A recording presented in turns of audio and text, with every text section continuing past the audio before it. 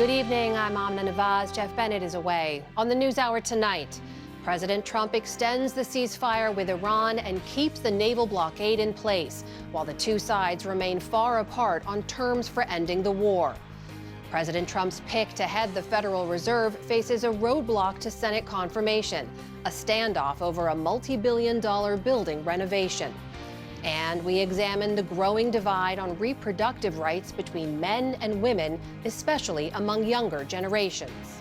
It's really easy to get caught up in seeing all these horrible things, the attack on access to contraceptives, abortion. However, it's important that we stay empowered and we stay loud and we voice these issues.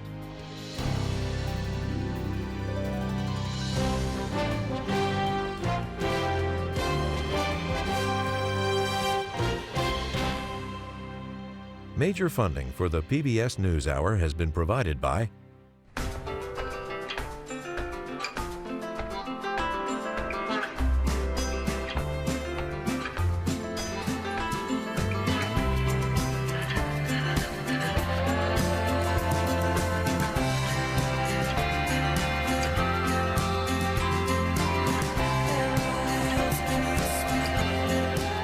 moving our economy for 160 years.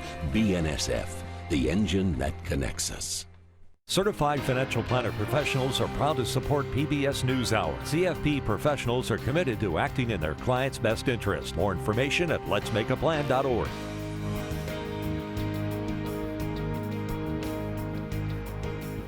the ongoing support of these individuals and institutions, and friends of the News Hour, including Kathy and Paul Anderson, and Camilla and George Smith. And with the ongoing support of these individuals and institutions.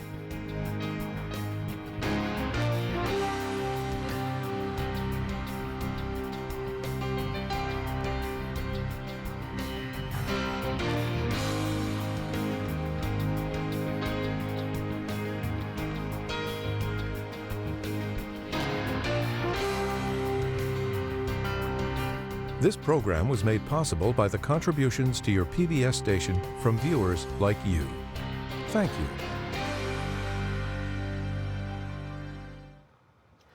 Welcome to the NewsHour. President Trump said late today he would extend the ceasefire with Iran as negotiations over a next round of talks seems to be at an impasse. Mr. Trump said Pakistani mediators asked him to extend the truce. Vice President Vance was supposed to lead a delegation back to Islamabad to meet the Iranians and discuss ending the war that the U.S. and Israel launched nearly 2 months ago. Our White House correspondent Liz Landers begins our coverage. In Pakistan's capital, the stage was set for a second round of peace talks. Clear skies, but a cloud of uncertainty loomed. Today, Vice President J.D. Vance unexpectedly put his trip on hold and remained in Washington through the afternoon. Pakistani officials said they had expected top negotiators from Iran, too, though they never confirmed. So far, no delegation from Iran has gone to Islamabad. On Iranian state TV today, news anchors reiterated messaging that Iran won't show up to the table. It's been just over a week since the previous round of talks in Islamabad ended without a deal. These latest talks appear to have unraveled ahead of a fast-approaching deadline for the ceasefire to expire. But this afternoon, President Trump announced the U.S. is giving Iran more time to come up with a, quote, unified proposal. And until then, will, quote, extend the ceasefire until such time as their proposal is submitted. The last-minute extension came at Pakistan's request. On Monday, the man leading Tehran's delegation, Mohammad Bagher Ghalibaf, accused Trump of turning the negotiating table into a, quote, table of surrender, and that Iran has, quote, new cards on the battlefield it's prepared to reveal. But on the ground in Iran's capital, people remain divided on whether Iran should negotiate an end to the war. The talks will bear fruit. There may be some back and forth for a few days, but they will ultimately yield results. While others are more skeptical. Why should we negotiate when the other side is lying? Why? When Trump says that whatever he says must be done, why should we accept it? And on the Indian Ocean today, the U.S. military intercepted and boarded what the Pentagon says is another sanctioned oil tanker. Now, nearly 10 days into the U.S. naval blockade of Iranian ports, it's the 28th such ship to be stopped by the blockade and the first outside the Middle East. In turn, Iran's foreign minister this afternoon called the U.S. blockade, quote, an act of war and a violation of the ceasefire. That came after President Trump said Iran has, quote, violated the ceasefire numerous times.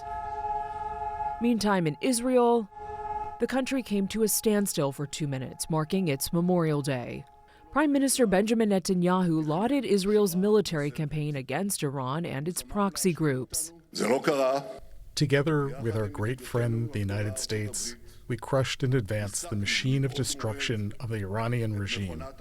We pushed away from us an immediate existential threat. But he also denounced an incident in southern Lebanon where an Israeli soldier photographed another smashing a statue of Jesus with a sledgehammer.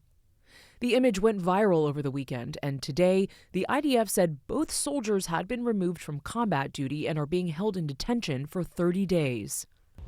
All that as the IDF today claimed that Hezbollah had violated their ceasefire with Israel after firing upon soldiers in southern Lebanon and launching a drone toward Israel.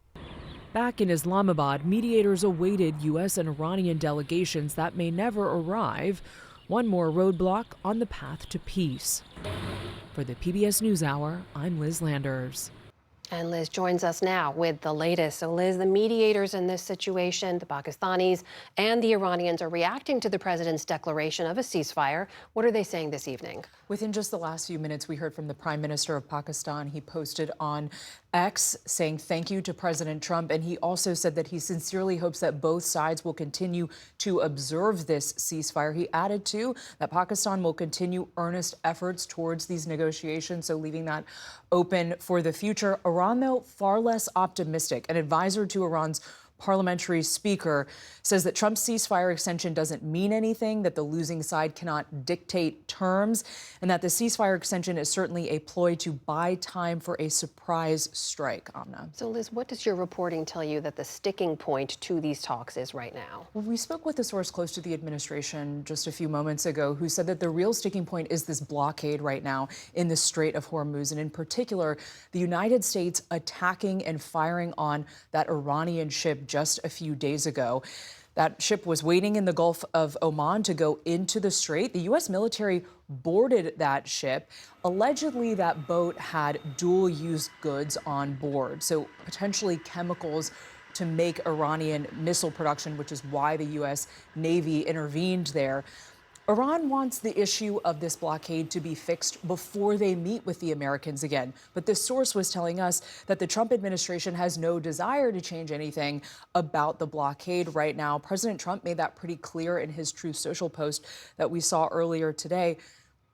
A reality check here, though, Amna. President Trump said just last Friday that Iran had agreed to virtually all of his demands to end their nuclear program. He thought that they were going to get a pretty quick deal, was how he described it going into these weekend negotiations.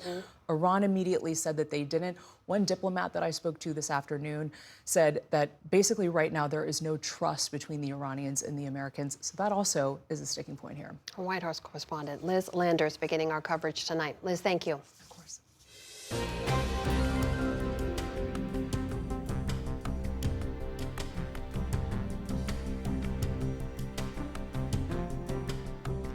In the day's other headlines, the Justice Department announced criminal charges today against the Southern Poverty Law Center over its past use of paid informants to infiltrate extremist groups. Acting U.S. Attorney General Todd Blanche told reporters late this afternoon that the charges include wire fraud, bank fraud, and conspiracy to commit money laundering. Earlier in the day, the head of the organization says that while it no longer works with paid informants, their contributions had been invaluable. When we began working with informants, we were living in the shadow of the height of the civil rights movement, which had seen bombings at churches, state-sponsored violence against demonstrators, and the murders of activists that went unanswered by the justice system. There is no question that what we learned from informants saved lives. The Southern Poverty Law Center was founded in 1971 and has long been criticized by Republicans who say it unfairly targets conservative groups and individuals. Last year, FBI Director Kash Patel said the agency was severing its ties with the center, which for years had provided law enforcement with research on domestic extremism. In Virginia, voters are deciding on a redistricting plan that could help Democrats pick up as many as 4 U.S. House seats in the midterm elections. If approved, today's referendum would amend Virginia's constitution to give Democrats the power to redraw the state's congressional districts. Supporters say it's needed to offset Republican redistricting efforts in places like Texas, while opponents say they prefer the status quo. Well, I just want to even. The Democrats in Virginia, I just want to be even, like Democrats and Republicans. The boundaries were set a long time ago, I guess, I'm assuming, and I just didn't like the idea of changing. Democrats hold 6 of Virginia's 11 congressional seats. Even if voters approve today's measure, it could still face legal challenges before taking effect. The Pentagon unveiled details today about its $1.5 trillion budget request for the coming fiscal year. About $750 billion would go to what officials are calling presidential priorities, including a Golden Dome missile defense system, AI infrastructure, and drones. Service members would also get a pay raise, with junior enlisted troops getting a 7% bump. The Pentagon also hopes to grow its force by around 44,000 troops. If approved by Congress, the budget would be the largest in U.S. history when adjusted for inflation. Also today, Defense Secretary Pete Hegseth announced that U.S. military personnel will no longer be required to get their annual flu shot. In a video posted to social media, Hegseth described the mandate as, quote, overly broad and not rational. Instead, the vaccine will be voluntary for all active duty and reserve troops effective immediately. The annual flu vaccine has been standard for service members since the 1950s. Some public health experts warn that today's decision could weaken troop readiness. Authorities in Mexico say the gunman who opened fire at the famous Teotihuacan pyramids acted alone and that he planned the attack beforehand. Eyewitness video shows the 27-year-old Mexican national firing a weapon yesterday. A Canadian woman was killed and at least 13 others were injured. The suspect later died from a self-inflicted gunshot wound. Authorities say he was carrying a tactical-style backpack with a cell phone, bus tickets, and materials that appear to reference the 1999 Columbine High School shooting. Mexico's President Claudia Sheinbaum says security will be stepped up at such sites following the attack. No habíamos presenciado algo así en México. We had not witnessed anything like this in Mexico. It is the first time this has happened. Based on everything indicated by prosecutorial authorities, this person showed signs of psychological problems and was influenced by incidents that occurred abroad. Also today, multiple media outlets are reporting that the 2 Americans killed in a car accident in Mexico on Sunday were CIA officers. They were reportedly returning from a counter-cartel operation in northern Mexico. President Sheinbaum said in a separate appearance yesterday that her administration had no prior knowledge of their activities and that Mexico would investigate whether any national security laws were broken. On Wall Street today, stocks ended lower amid that uncertainty over the Iran ceasefire talks. The Dow Jones Industrial Average slipped nearly 300 points. The Nasdaq fell more than 0.5% on the day. The S&P 500 also ended the session in the red.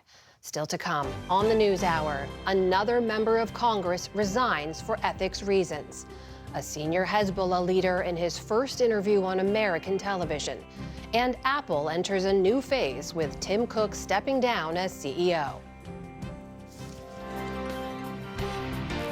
This is the PBS News Hour from the David M. Rubenstein studio at WETA in Washington, headquarters of PBS News. President Trump's pick to lead the Federal Reserve, Kevin Warsh, was on Capitol Hill today, facing a slew of lawmaker questions on his monetary policy and independence from Trump. All that as the president's pressure campaign against current Fed Chair Jerome Powell threatens to freeze Warsh's nomination indefinitely. I will now swear in the nominee. At his confirmation hearing for the Fed's top job, Kevin Warsh promised to protect the central bank's independence while pledging what he called regime change. The sooner that we can reform the institution with my colleagues, if confirmed, the sooner we can ensure price stability, and we can have a new set of leaders atop the institution with high, credible, ethical standards to return the Fed to what it should be. The former Fed governor criticized monetary policy errors he argued allowed inflation to soar. We are still dealing with the legacy of the policy errors in 2021 and 2022. Once you let inflation take hold in the economy, it's more expensive and harder to bring it down. But among his biggest challenges today, addressing senators' concerns he could withstand presidential pressure. Democratic Senator Ruben Gallego. Mr. Warsh, I think you're incredibly qualified.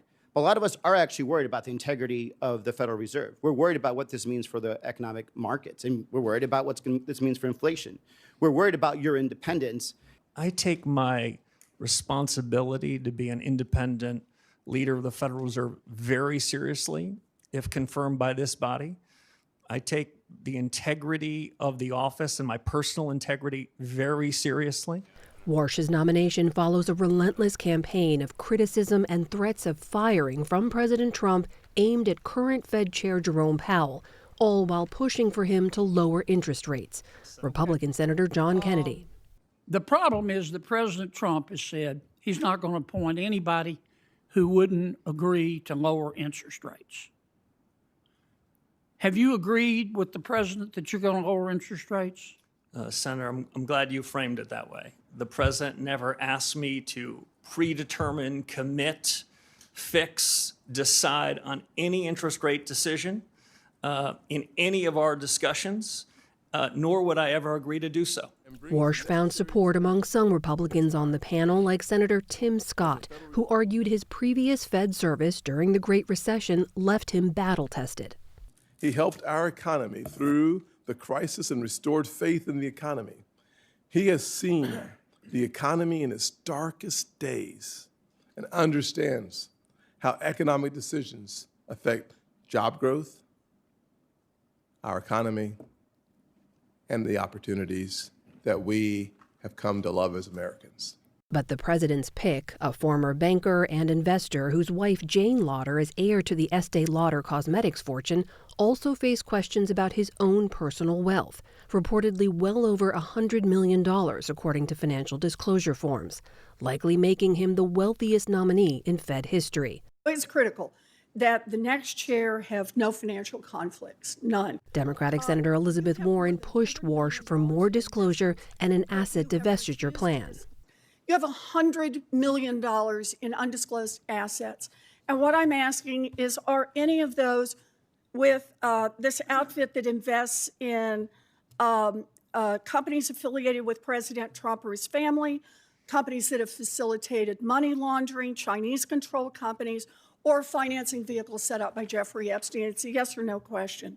Senator, I have worked tirelessly with the ethics officials at the Office of Government Ethics. Yes, and you have not come to an ethics agreement with them and have assets. agreed, Senator, to sell all of my financial assets. Question. Complicating Warsh's path, a Department of Justice criminal probe opened under Trump's second term into Jerome Powell's handling of renovations at Fed headquarters. Republican Senator Tom Tillis has said he will block Warsh's confirmation until that investigation is dropped. We have got to end this investigation. Big DOJ didn't know about it. The president didn't know about it. Let's get rid of this investigation so I can support your confirmation. For now, a standoff over Warsh's full Senate confirmation and an uncertain future for the nation's central bank. For more perspective on the Fed and Warsh, I'm joined now by David Wessel. He's director at the Hutchins Center on Fiscal and Monetary Policy at the Brookings Institution. David, always great to see you. Good to be here. So you watched the hearings. What stood out to you today? A couple things. One is Kevin Warsh did not, despite the president's demands, seem like a guy who's really ready to cut interest rates anytime soon. He came off very much as an inflation hawk. He didn't even mention the Fed's mandate to maximum employment in his opening statement. And the second thing was, he seemed to be performing for an audience of one, Donald Trump.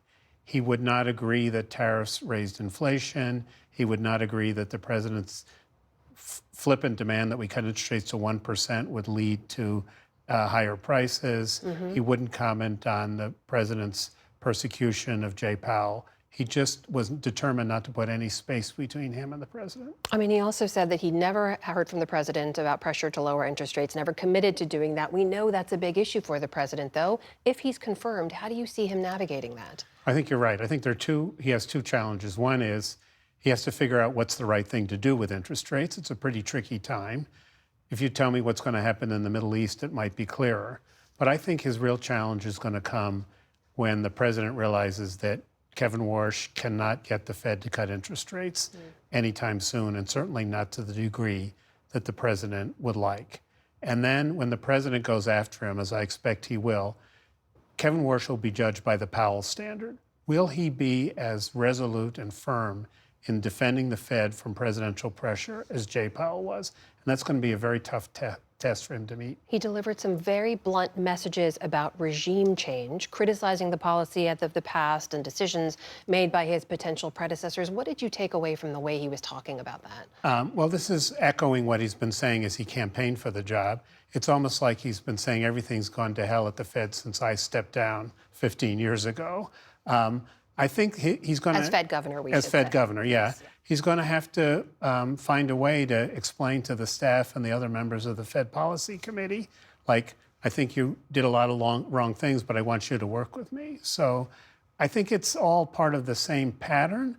Some of it I don't quite understand the logic of, but I think he's going to have a hard time demonstrating regime change or a radical shift on an institution which has a lot of inertia and where he's one vote of 12 on the committee. We often see these confirmation hearings devolve into clear partisan lines, but there was bipartisan concern and questions about the Fed's independence, how he would maintain that. Did that surprise you? No, I think that members of Congress understand that an independent Fed that makes monetary policy decisions based on its own judgments is better for the economy than one that bends to what the White House wants, which is almost always lower interest rates.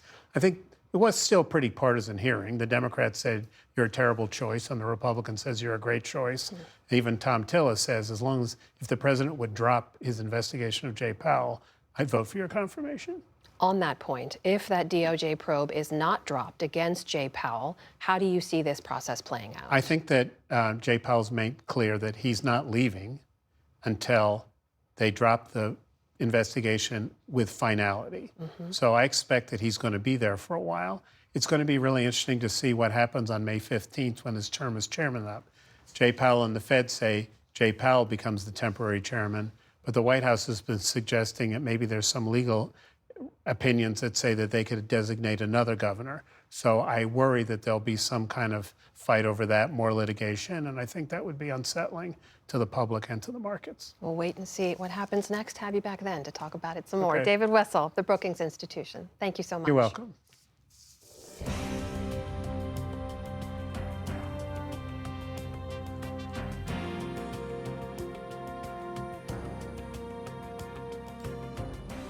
Another member of Congress has resigned, yet again under allegations of misconduct.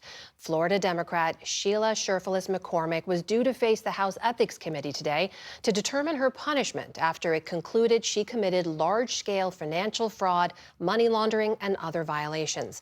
This comes just a week after Representatives Eric Swalwell and Tony Gonzalez resigned amid accusations of sexual misconduct. Lisa Desjardins has been following it all and joins us now. So, Lisa, let's start with Congresswoman Cherfilus-McCormick. Why did she step down now? As you said, we know the timing. This was just minutes she announced her resignation before that hearing from the House Ethics Panel was to recommend a possible punishment for her, possibly expulsion. Now, that same panel had found she violated 25 House rules, and they range, as you say, from money laundering to campaign finance issues to financial fraud. So talking about those even more specifically, the most serious of those violations had to do with $5 million in COVID funding that was sent to her nonprofit organization, but which she kept, and the organization kept some of it, allegedly being funneled to her campaign and to herself personally. Now, she's also facing a criminal case. And this is what she says is the reason she did not cooperate with the ethics committee, that she was holding back because of the criminal case. So let's look at her statement of resignation today. She said specifically, this was not a fair process, meaning the ethics process. The ethics committee refused my new attorney's reasonable request for time to prepare my defense. By going forward with this process, while a criminal indictment is pending, the committee prevented me from defending myself. Now, members on the ethics panel who have been investigating her for some 2 years defended their process. They say she had ample opportunity to defend herself. The process worked in some ways, in that she decided to resign instead of face any consequences that may be coming her way. And certainly the process over the past 2 years was able to uncover a lot of evidence in some ways, but in other ways, it was 2 years. It was a long time. And so, I'd like to see us move faster in the future, and I have a couple of ideas on how we can do that. The committee also said the House has a right to have ethics investigations, even if criminal cases are pending separately. Meanwhile, I know you're tracking another effort. There's a call for the expulsion of another House member. Remind us who we're talking about and where that effort stands. We've mentioned him before, but now there'll be more spotlight on this Florida Republican. His name is Corey Mills. Now, Mills is facing several accusations. Police investigated a domestic assault call against him last year in Washington. The woman involved did not press charges, but body cam video obtained by the Washington Post recorded Mills telling officers that he was going to call the Attorney General. Separately, a protective order against him was filed by a different woman in Florida, and he also faces campaign finance violation charges as well. I managed to speak with Mills at length today, and he's defiant. He says he's eager to defend himself. He says he has not been charged with anything, and he's happy to go through the ethics process. However, at least one Republican so far is talking about expulsion for him. That's Nancy Mace of South Carolina. She's introduced a bill to expel Corey Mills. She hasn't put it on the fast track yet. I spoke to another key figure who may help determine where this goes. That's Lauren Boebert of Colorado. She said she would consider expulsion perhaps. She's not impressed with his denials. I mean, who hasn't denied allegations? Everybody does. So, I mean, you have temporary restraining orders, you have body cam footage of stories changing. I don't know. So we'll see if the vote comes up. I'm not going to answer on hypotheticals right now. So we will see. The ethics process continues. We don't know when it will end. Sometimes it takes years.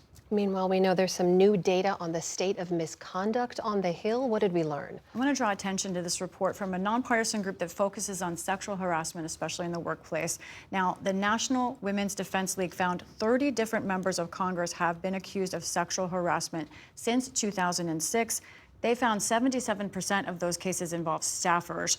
Now, this is public reporting only, and that's an important factor because, of course, this group and anyone who's covered this area believes and it finds data to support there is massive underreporting. So this is only what we know in public, and it's just a tip of the iceberg situation. There's a lot of conversation on the Hill.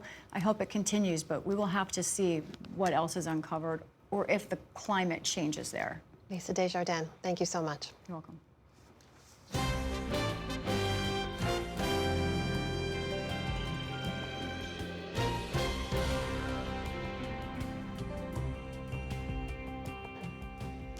The Lebanese militant group Hezbollah attacked an Israeli army position in northern Israel today, saying it was in response to several Israeli ceasefire violations.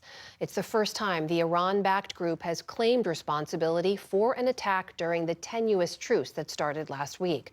Representatives from the government of Lebanon and Israel will meet again this Thursday in Washington for peace talks. Hezbollah is not involved.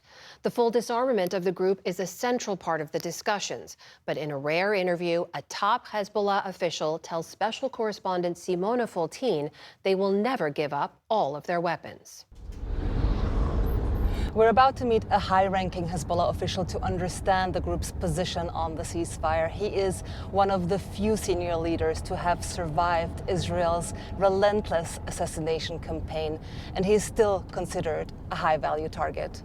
Wafiq Safa is a senior official in Hezbollah's political wing. He narrowly escaped a targeted Israeli strike in 2024. This is his first interview on American television. There have already been several violations in the first days of this ceasefire. Is Hezbollah committed to abiding by it? حزب الله ملتزم بهذه الهدنة لكن Hezbollah is committed to this ceasefire, but we've seen during the last 2 days that the Israelis have continuously violated it, be it the destruction and bulldozing of houses, or the bombardment of villages, or even the killing of civilians. There can't be a one-sided ceasefire from Hezbollah only. So Hezbollah will respond to these attacks, but in a way that we deem appropriate. We are at an undisclosed location in Beirut's southern suburbs, a residential area where Hezbollah enjoys widespread support. Israeli bombardment has left a trail of destruction here. Despite the ceasefire, the buzz of Israeli drones is constant. Safa has little confidence in the Trump administration's ability to restrain Israel. We don't believe that there are any guarantees with the Israelis, but for the weapons that we possess. It's a lesson learned from the previous US-backed ceasefire that was supposed to end the 2024 war. Israel had reserved the right to strike what it said were Hezbollah targets, violating the agreement more than 10,000 times in 15 months. Hezbollah held back until the US and Israel attacked Iran. It re-entered the war to avenge the killing of Iran's supreme leader, Ali Khamenei. Many Lebanese blamed Hezbollah for this decision to drag Lebanon back into a war, and it looked as though you were defending Iran's interests and not Lebanon's interests. In reality, there's a delusion. And this delusion stems from the fact that Israel never stopped the war. Diplomacy was tried and it failed. Therefore, it was necessary to take the right decision, under the right circumstances, and at the right time, to defend Lebanon, and to defend the Lebanese people, to deter Israel and to force it to stop the attacks. The decision to re-enter this war, was that an Iranian decision or a Lebanese decision? We chose the right time when the Israeli enemy was busy with its war on Iran. We benefited from the ongoing war, and we don't deny that Iran also benefited from this war that we took to the Israeli enemy. We are in a permanent alliance with the Islamic Republic, and it's natural that we support each other. Israel was preparing for another war on us, and Hezbollah made the first move. On March 2nd, Hezbollah fired 6 rockets into northern Israel. In response, Israel sharply escalated its attacks, killing more than 2,000 Lebanese. But if Israel was preparing for another war, why attack first and give them the justification on a silver platter for what you knew would be a disproportionate response that would claim many civilian lives? The Israelis don't need a pretext. The 6 rockets that we fired, why didn't they speak to the ceasefire monitoring mechanism? They bypassed the mechanism and they went straight to the war they had been threatening with. But Safa admits that Hezbollah too was preparing for another war, even as it appeared to collaborate with the Lebanese state to hand over some of its weapons. During these 15 months, Hezbollah was trying to rehabilitate its military, organizational, political, and social capabilities, and Hezbollah succeeded in that. As part of a US and Israel-backed Lebanese government decree, Hezbollah was supposed to have disarmed south of the Litani River, which runs up to 18 miles north of Israel's borders. The process was declared completed at the end of December 2025. We saw with our own eyes how the Lebanese army confiscated some of your weapons, but in the past weeks we have seen Hezbollah fighters once again battling Israeli troops in southern Lebanon. So it seems that you were not disarmed. The Lebanese army did seize a number of weapons, but the Lebanese army didn't know how many weapons Hezbollah had to begin with. We helped the Lebanese army so that the south of the Litani is free of weapons. When this war started, we fired from the north of the Litani, to the north of the river, and it's our right to do so.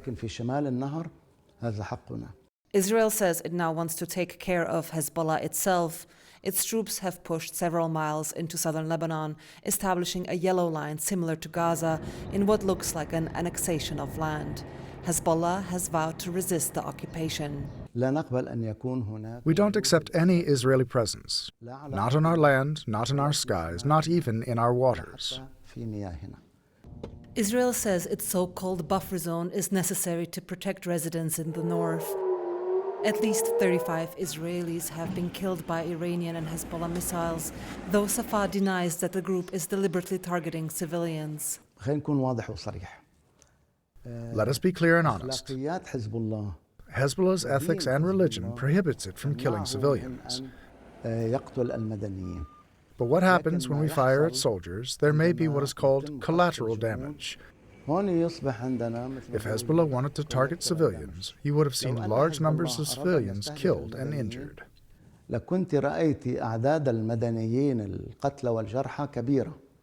Following this latest war, Hezbollah appears to have hardened its position, boosted by Iran's insistence that Israel must cease attacks on Lebanon if the Strait of Hormuz is to remain open. As far as Hezbollah's weapons are concerned, it's out of discussion. Hezbollah's demands are clear.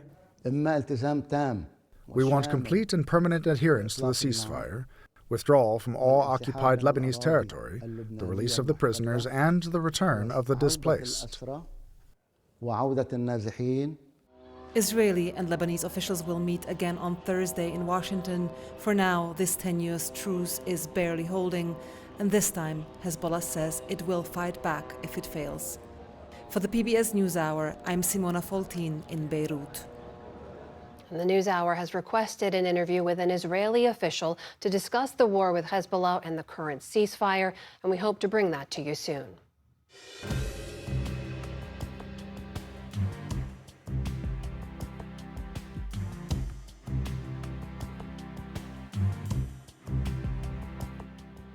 Apple is entering a major transition after CEO Tim Cook announced he's stepping down, following 15 years at the helm of one of the world's most influential tech companies.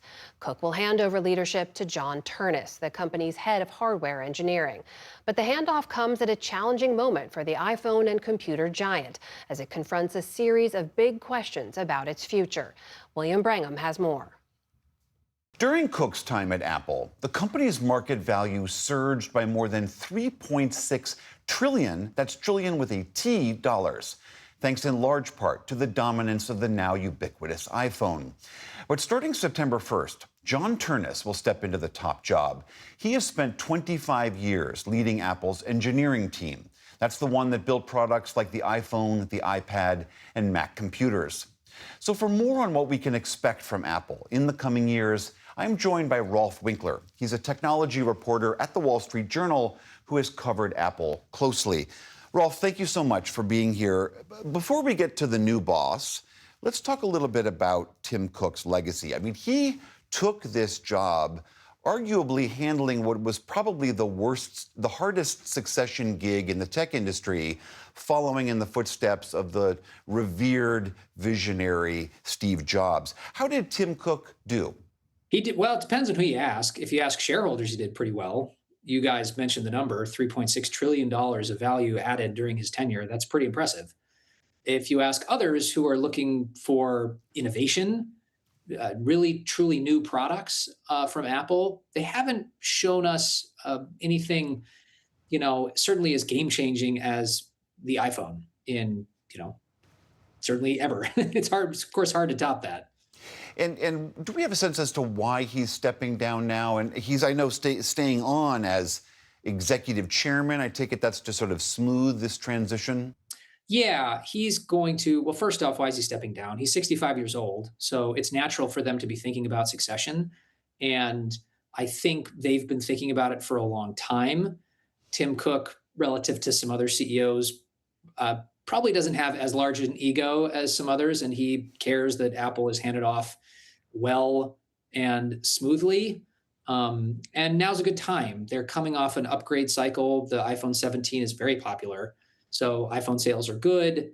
Geopolitical issues for the moment have receded, the ones that impact Apple, tariffs, problems with China. So that's not a big problem. They've got what they say is a decent product roadmap. They're probably referring to things like the foldable iPhone that's coming up, smart glasses that will compete with what Meta is selling. There's a tabletop robot they're going to work on that'll be powered by a new Siri. So you put all that together, and now's a decent time to be handing the reins to the next guy. And the next guy, John Ternus, is the longtime engineering chief at Apple. Was he the obvious heir apparent? And do you have a sense as to how he might steer the company? He led hardware engineering. He makes a lot of sense as a candidate. There were some others that were interested. You think about what hardware engineering is for this company. Basically, it's sort of the people who build what the product designers envision. The hardware engineering team is the one that makes it happen, right? They're the ones that are responsible for sort of keeping that high quality bar as high as it is for Apple. And Ternus has been responsible for doing that for all of its products since 2021. So if the future of this company is great devices, and that's the past for this company, it makes sense it's also going to be its future, then Ternus is a natural choice. As you've been describing, we know Apple for the products they make, but so many tech companies are now moving into AI. Apple has been slow to do that. Why is that? And do you think that will change under new leadership? I think it has to change under new leadership because Apple has always led when it comes to the next computing paradigm, whether it was phones or computers before that. AI is the next shift, and they're not there. One reason is because they don't want to spend the money to be there. These companies are spending hundreds of billions of dollars building large language models. Apple's not going to spend that. It prefers buybacks and protecting the bottom line for shareholders. The other reason that they're struggling there is because they care about privacy, which means they're not using that huge advantage they have, which is all the data on your phone, to build useful AI models. Now, I think they've got religion on this now, and they're going to try to turn the page and figure out a way to turn their devices into great AI. But, they really got to move quickly. All right, that is Rolf Winkler of the Wall Street Journal. Thank you so much. Thanks for having me.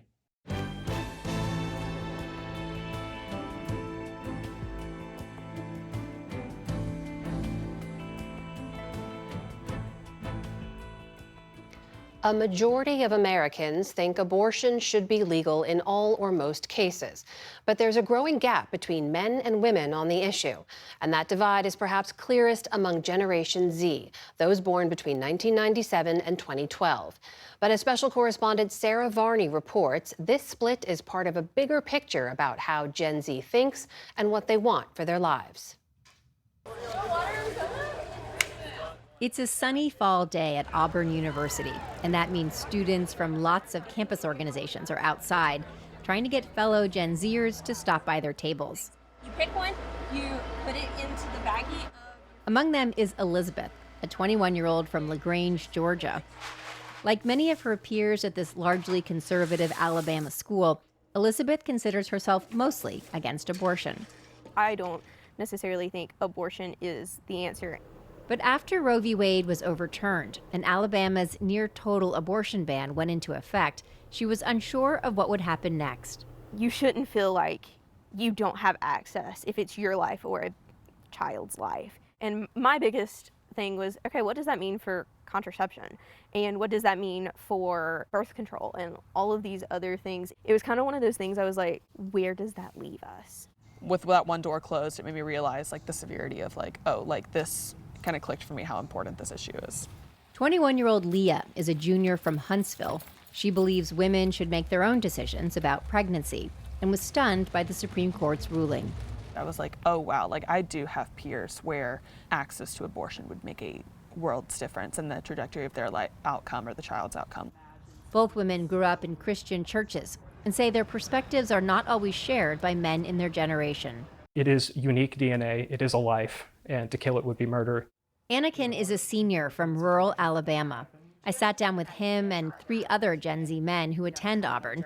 The Bible, they told me, informs their views on abortion. I wish I knew the verse, but I know that the Lord tells us The Lord tells us that life begins at conception. And even Montgomery native Parker is a junior. it doesn't say those specific words, but when you analyze it, you know what the truth is. An overwhelming number of Gen Z women, 76% of them, believe abortion should be legal. For young men, that number is 59%. 2022, when Roe v. Wade was overturned, obviously it's a seismic event. Was that something that registered for you? I did not pay any attention to that. Was it something that like your friends talked about, or did you talk about it all in your family, or no? I didn't think about it at all. Ben is a senior at Auburn and grew up in Huntsville. We met him at a Turning Point USA event on campus. What are your views, though, on the fact that abortion's now illegal in Alabama in particular, I guess? I like babies. I want to have a lot of babies. I think if you get someone pregnant, then you gotta have the kid. I don't see a need for killing babies. But I'm not, I don't really look into abortion stuff. I don't really care, to be honest. Everyday Americans have not sat down for even an hour, let alone days or years, thinking about all the intricacies of this issue of abortion. Tricia Bruce is a sociologist and author. She conducted 2 nationwide studies interviewing hundreds of Americans on their attitudes about abortion. She shared some of the responses from Gen Z men. He says, well, I can't really speak on abortion because I'm not super Christian, but I'm also I'm not like a woman. So that's really none of my business. Bruce says religion, age, and politics are the biggest influences, but gender also matters. Women are more likely to talk about how this issue is more important to them, and they're also more likely to hear those stories. So 3/4 of our interviewees overall have heard a personal story, know someone personally who has had an abortion. That's especially true of women. I think Dobbs was such a psychic shock for a lot of women because it took a right away that they'd had for a long time. And that's not something we've hardly ever seen in the history of America. And I think for a lot of women, that changed them. That gendered gap on abortion rights is indicative of a bigger split today, says Ryan Burge. He teaches religion and politics at Washington University in St. Louis. I think for a lot of men, they didn't feel that. They didn't intuit that like women did. And I think that might be one of the reasons we're seeing this divide happen is because women keep yelling no, they took our rights away, and men go, I don't care, or I don't think of it that way. Burge is a demographer who analyzes religious trends in the U.S. He says Gen Z women are more socially progressive than any prior generation of American women. And meanwhile, Gen Z men, I wouldn't call them conservative, but definitely more toward the middle of the spectrum. We showed Burge our interviews from Alabama and asked if they tracked with what he sees in the data nationwide. I think men want to keep it the way it was because that benefited men. And women obviously want things to change, and they are changing in ways that are benefiting women more and more. And I think that's what's happening a lot right now with young men is they feel like they're the last generation of men who sort of run the show, and they're sort of digging their heels in and trying to get as much as they can. Burge says a part of what's happening is that young women are leaving churches at a faster rate than Gen Z men. So I think a lot of young women, when they think about religion, they go, why would I want to go to an institution on a regular basis that tells me I don't have the same rights, that my vote is wrong, that my views on these social issues are incorrect? And I'm also surrounded by guys who I really don't want to marry because they agree with the teachings of the church, which I don't agree with. In terms of where the pendulum is at, I feel like the women are very unloving to the men. That's why they don't cook. Today, young men are also flooded with messages on social media, far-right influencers that peddle male supremacy and push back on evolving gender roles. If I have responsibility over her, then I must have a degree of authority. You can't be responsible for a dog if it doesn't obey you. And I think it's very interesting that Joe Rogan's podcasts are 3 hours long. Theo Vaughn does a 2-hour podcast. These guys are filling their heads with content in a way that was not possible. I mean, think about even 20 or 30 years ago. How would you be able to pump 15 hours of content into one person's brain per week, every week for years was impossible. One survey found that 60% of young men in the U.S. regularly engage with content from online masculinity influencers. Burge says their messages are helping to shape what Gen Z men want for their future. Ideally, I'll make enough money to have a lot of kids. My wife will, this is ideally, stay at home. Because, if I have a lot of kids, someone has to take care of them. And what kind of relationship do you want to have with your partner? Probably the traditional route. I'll probably get to make the final decision. Obviously we'll talk come up with the big decisions, but I think I'd like to have the final say. A lot of women saw the marriages that our mothers had with our fathers, and we're saying no. Truth was born and raised in Atlanta. At 21 years old, she understands why some Gen Z men are being influenced by sexist voices. I think a lot of boys my age are really, it's easy for them to slip into that pipeline. When you're able to feel like, well, I'm a man and I'm better and women should just do this and women should be in the kitchen and just having babies, I think that helps with their feeling of loneliness and they're able to bond on that. But she doesn't want to be in a relationship with men who hold those views. What's your experience like been trying to date over the years? I think it's just a lot of misogyny and a lot of controlling that not just I see, but also my friends see. And it makes me not want to date. I'll go on a few dates, but to take it to a serious level. 10 years from now, what do you hope your life will look like? I would say that a successful job and hopefully married, and 10 years down the road, kids on the way, and starting a successful family. I mean, I do want a large family, and that is because I've wanted to be a mother for so long. I don't think it's something that you have to do, though. Ryan Burge worries these divisions within Generation Z may be intractable. What women want and what men want are in two completely different directions, and I don't know how you reconcile. These are not issues where you can compromise. Like, are we going to have children is a binary choice. Are we going to get married in our 20s versus our 30s is sort of a binary choice. As young Americans move out of their parents' homes later, get married later, and have fewer children, Gen Z women and men are navigating a new reality. In that broader climate, then you have this kind of renegotiation around what does it mean to be in relationship? What do gender roles look like if there is such a thing? What are the different responsibilities that people carry? What does it feel like to be a woman in America? I think it's definitely hard. I think it's really easy to get caught up in seeing all these horrible things, the attack on access to contraceptives, abortion. However, it's important that we stay empowered and we stay loud and we voice these issues and we fight to get ourselves educated and to put ourselves into roles where we can make change. For PBS News Hour, I'm Sarah Varney in Auburn, Alabama.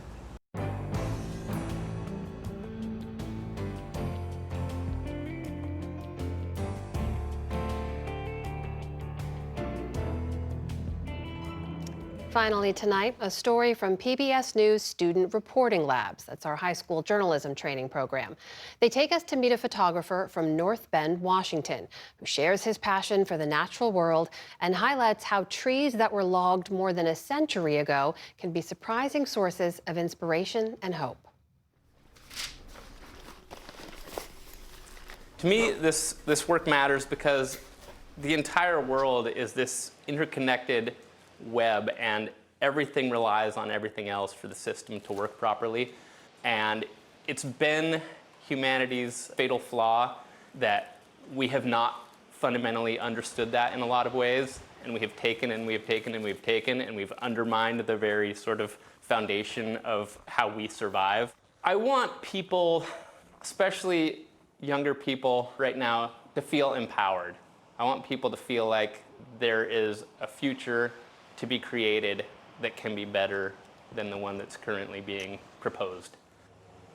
I consider my gallery a sanctuary in the same way that being out in the woods or being out in the mountains can be a sanctuary. It's given me also a place where we can come together and gather around shared values. For instance, here at the gallery, earlier this year, there was an attempt to sell off a lot of public lands. And so we had a big letter writing event where hundreds of people from the community came and wrote letters. We provided all the beautiful postcards with images of the places that were being threatened and all of the postage. And it was an amazing opportunity to take a stand.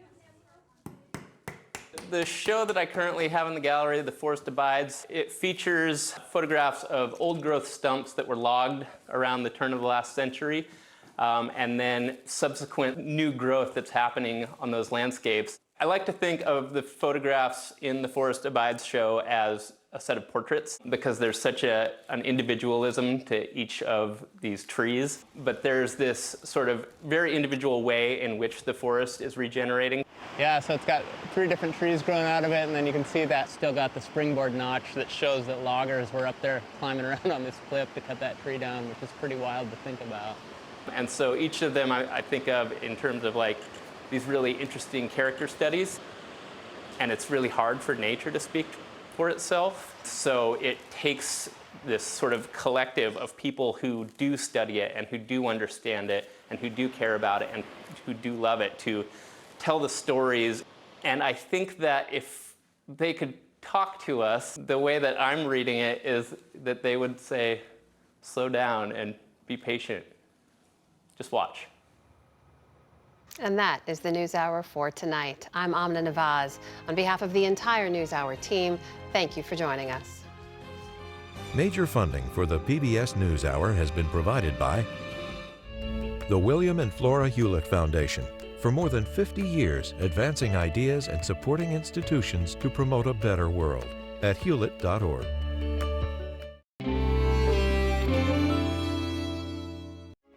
The Charles F. Kettering Foundation, working to advance inclusive democracies. Learn more at kettering.org. Certified financial planner professionals are proud to support PBS NewsHour. CFP professionals are committed to acting in their clients' best interest. More information at letsmakeaplan.org. The Gordon and Betty Moore Foundation, established to create positive outcomes for future generations.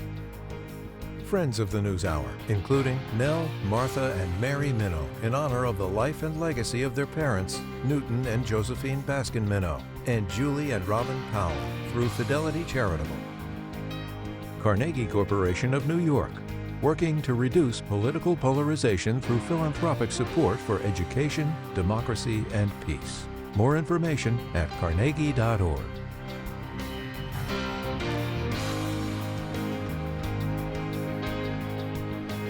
And with the ongoing support of these institutions. This program was made possible by the contributions to your PBS station from viewers like you. Thank you.